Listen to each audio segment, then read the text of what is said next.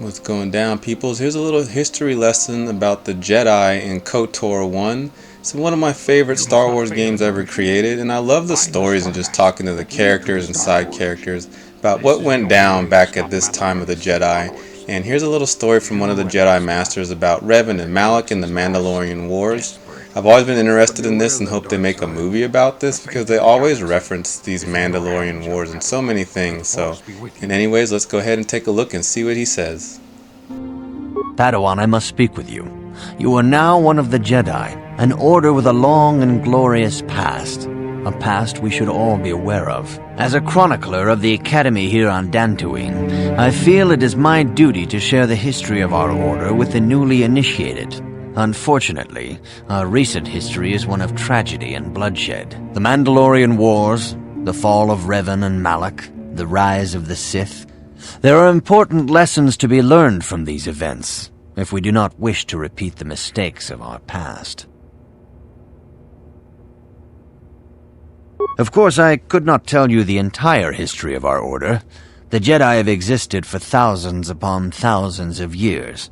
We are as old as the Republic itself. Instead, I will begin 40 years ago with the War of Exar Kun. Like Malak and Revan, Exar Kun was a Jedi who fell to the dark side and led an army against the Jedi and the Republic. Exar Kun was defeated, but the war left both the Republic and our own order severely weakened. For 20 years we struggled to rebuild, trying to erase the scars of the terrible conflict. All things in time. You shall learn that history is an intricate weaving of many events. No one thing can be understood without the proper context. 20 years ago, the Mandalorians, aware that the Republic was in a weakened state, began conquering small worlds on the Outer Rim. They were careful to choose only planets outside the Republic's jurisdiction. After much debate, the Senate chose not to intervene. As long as the Mandalorians avoided planets that were members of the Republic itself, there would be no retaliation. Well, you can hardly blame the Republic.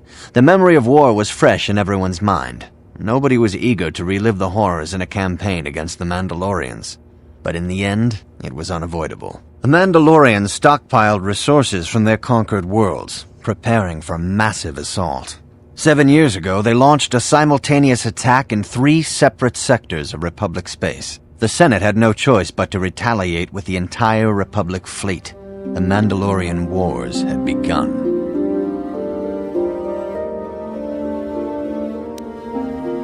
The Republic petitioned the Jedi Council for aid, but there were many factors to consider before we allowed ourselves to be drawn into another conflict so soon after the war with Exar Kun. While the Jedi Council preached patience, there were many among our order who were eager for us to join the battle. 2 young knights in particular demanded immediate action, Revan and Malak. They rallied many of the Jedi to their cause, and against the wishes of their masters, joined the Republic fleet battling the Mandalorians. Revan was a brilliant military leader, and the Republic fleet began to win victory after victory. 4 years ago, the Mandalorians surrendered unconditionally.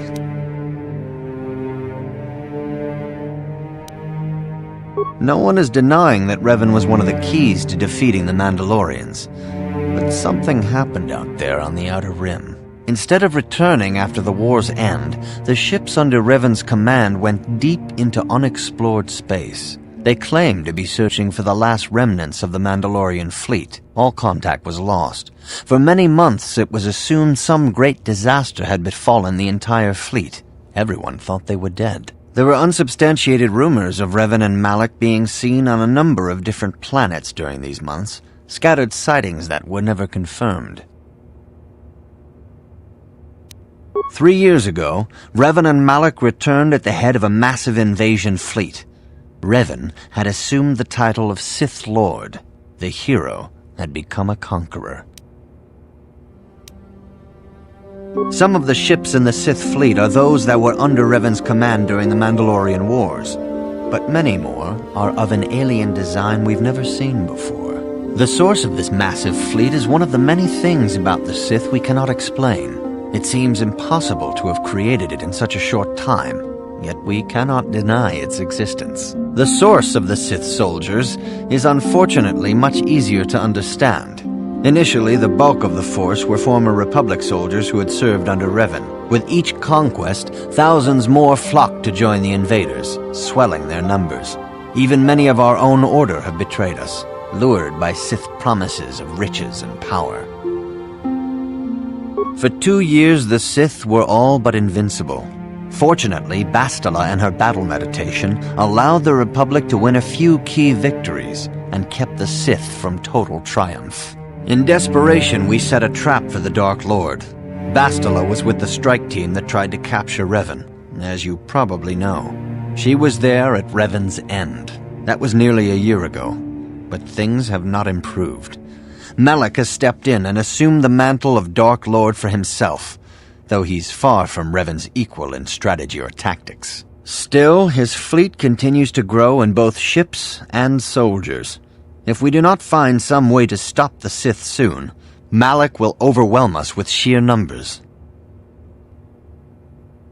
Revan's tale shows us how even the greatest of Jedi can fall to the dark side. You must always be on guard against the evil that dwells within you. May the Force be with you.